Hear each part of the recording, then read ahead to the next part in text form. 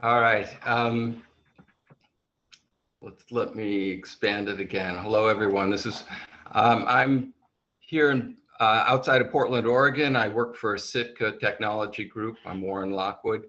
The team is Brian Knowles, who runs it, and the one who does all the work, our developer, is Andy Phoenix, who is stationed in Belfast, Ireland.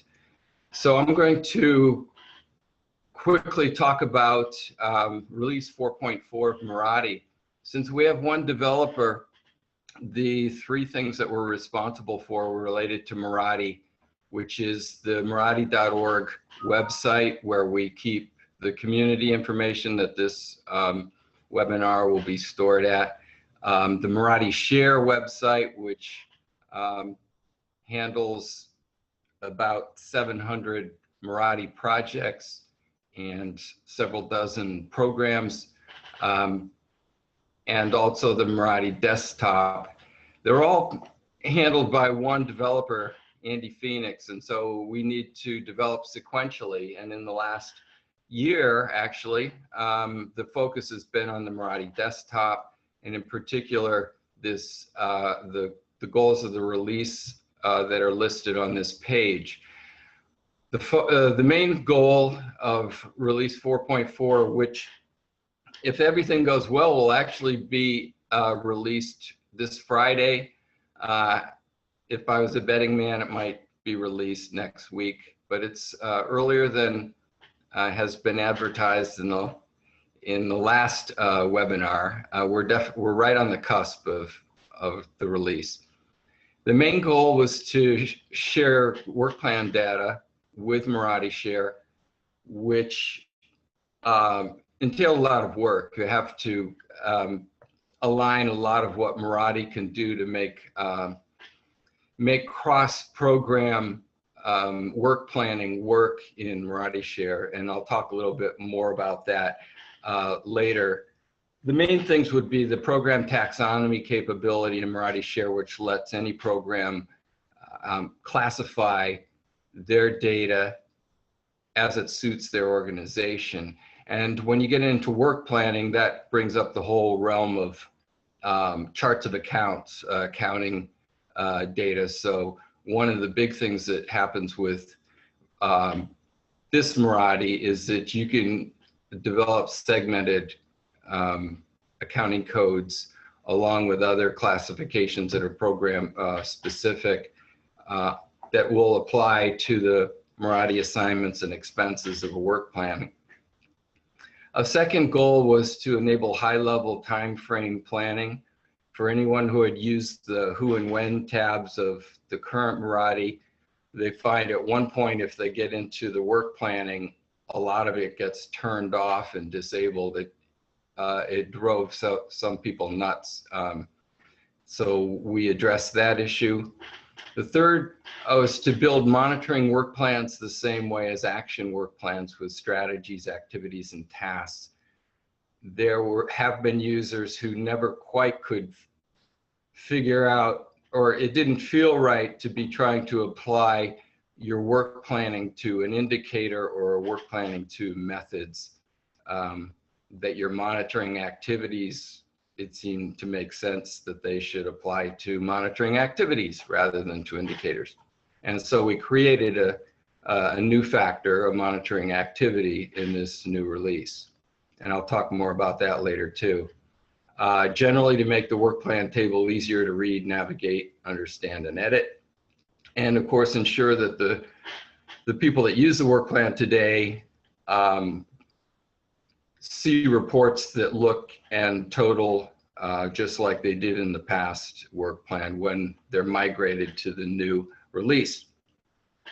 The other goal was to selectively add content, and the most significant addition there were progress reports, which were added to both at the project level and to conceptual diagrams and results chains.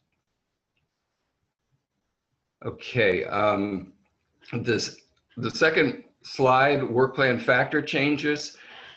These are new factors or changed factors in the new release of Miradi.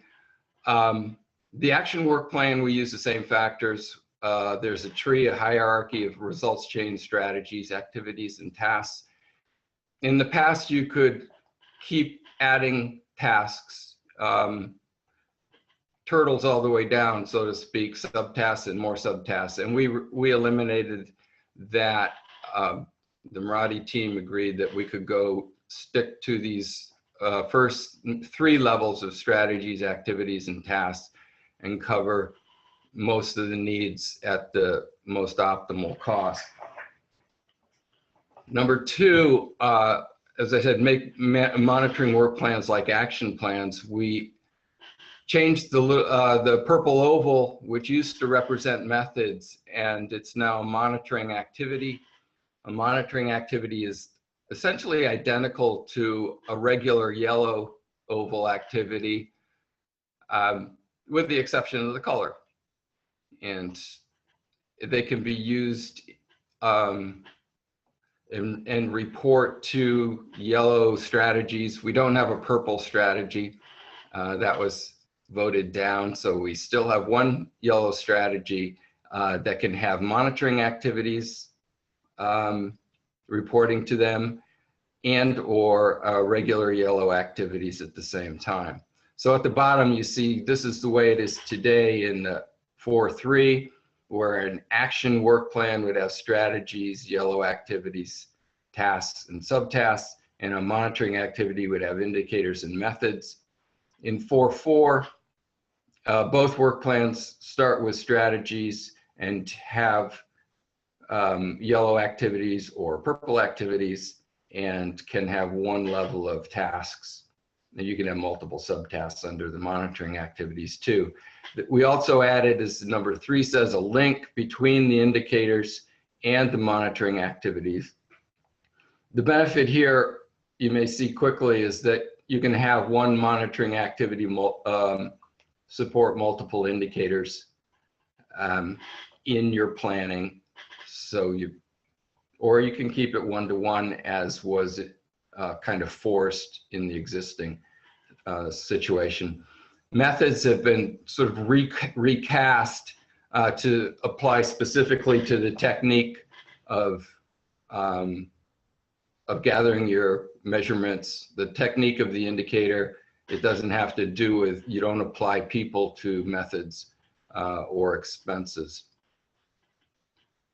any longer. Hey, Warren, just a time check. We have about 5 minutes left. Okay, thank you. The next page is a work plan data model. I'll make sure this gets into Miradi.org. This is the structure of the work plan: results chain, strategy, activity, tasks. We have added something called the time frame, which is a high-level time span that you can apply to any of the action items. We call the strategies, activities, and tasks all action items. All of them can have progress reports. All of them, if you are within a Miradi Share program, can have program taxonomies. And then all of them can also have resource assignments and expenses applied to them.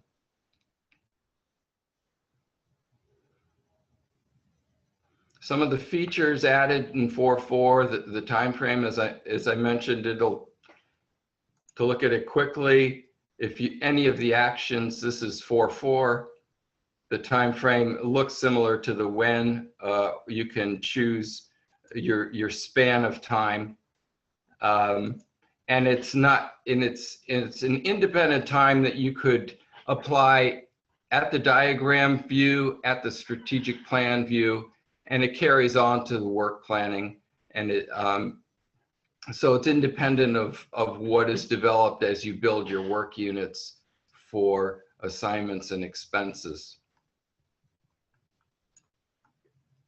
We've added work unit totals and expense totals by results chain.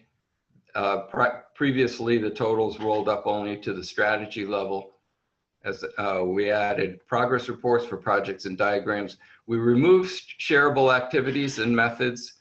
The sharing required certain assumptions about allocations of costs, which can be constraining if you're, and it was just the Miradi team, Nick leading the charge, said this sharing stuff is actually not working out well. So they've been split, and if you have shared activities in the past, a copy is made and a proportional split is made in the migration from 4.3 to 4.4. And we remove multiple levels of tasks. So if you had lower level tasks, they have been moved up to the one task level that exists. Finally, cost roll-up methods in 4.4 are different too. I won't go in big detail here. It's just to say that in the new method 4.4, all levels of costs are displayed and included in totals. Anyone who's used the 4.3 knows that there are crossed out numbers, that there's overrides. If you get into the detail, your higher level planning is trumped by the lower level costs. That creates some difficulties in actually layering your costs. If the lower level always wins, then the higher level is not displayed. So we have removed that, and so we are counting, we're including all levels that are entered. And so in the migration to 4.4, those hidden entries are deleted because we want the totals to end up being the same as you move from 4.3 to 4.4. So that's a lot to pack in 10 minutes. Any questions that I could address? There we are. So Warren, it looks like Nick is asking that you mention the new guidance for work planning. We have, Nick may be talking about the wizards. We've updated that.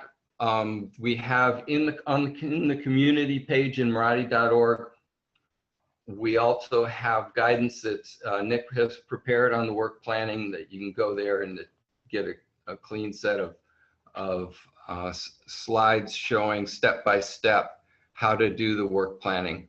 Those step-by-step guides have also been integrated into the wizard of Miradi, the Miradi application.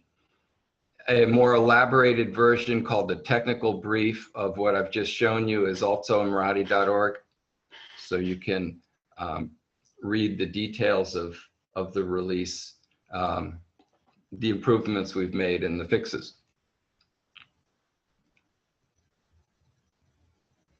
So, Carrie? Yeah, I just posted the community page on Miradi.org, and the intro to work planning, I think that you mentioned, Warren, is down here at the bottom. Right, and I gave an abbreviated version of what's called the technical brief, which is right below it. Okay. Mm-hmm. So any additional last questions for Warren about the new release?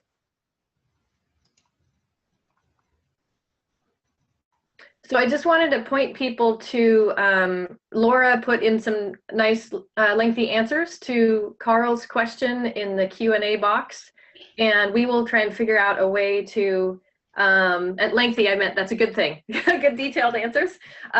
So we'll try and figure out a way to post this also on the community page if possible. These are recorded as part of this session, but you all should be able to read them right now while we're still live as well by clicking on that Q&A link. So I'll just put out an open call. We have 1 or 2 minutes. If anyone has any last questions for any of the panelists, please type them now. Oh, and Nick says, Warren, can you please flash up the new spatial ability in Miradi Share? So maybe while I am wrapping up this meeting, Warren, you can share your screen and post the spatial ability in Miradi Share.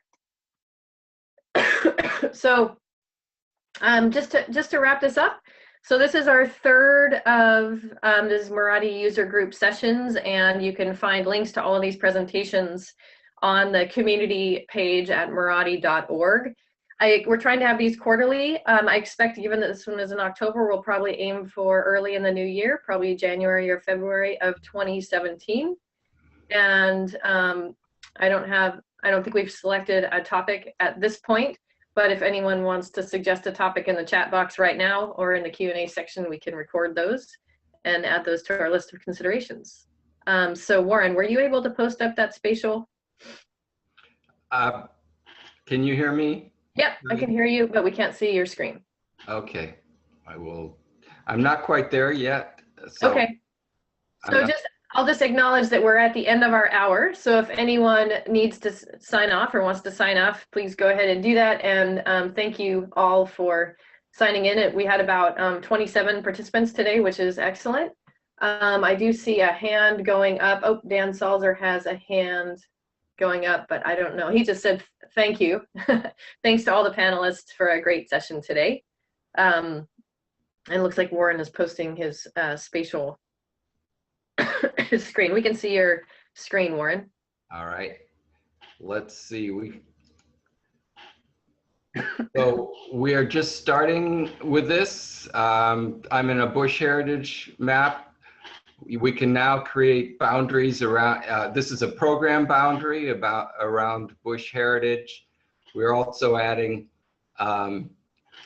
first stages of creating boundaries for each of our project. And so if you're looking at a program map, you can start viewing the various locations of the projects. These are our first steps. We will soon have footprints, as we call them, the boundary squares or points or lines to represent the main factors, targets, threats, strategies, and activities. And it will build from there. So we're expecting within the next month that we'll have in production that set of geographical features for program, for project, and for the main 4 factors of targets, threats, strategies, and activities. So, all right, great. Thanks, Warren. I look forward to seeing a developer presentation on that. Do you think in 3 months that could be a developer presentation, or are we looking at a longer? absolutely. Yeah. Okay. Yes. Great.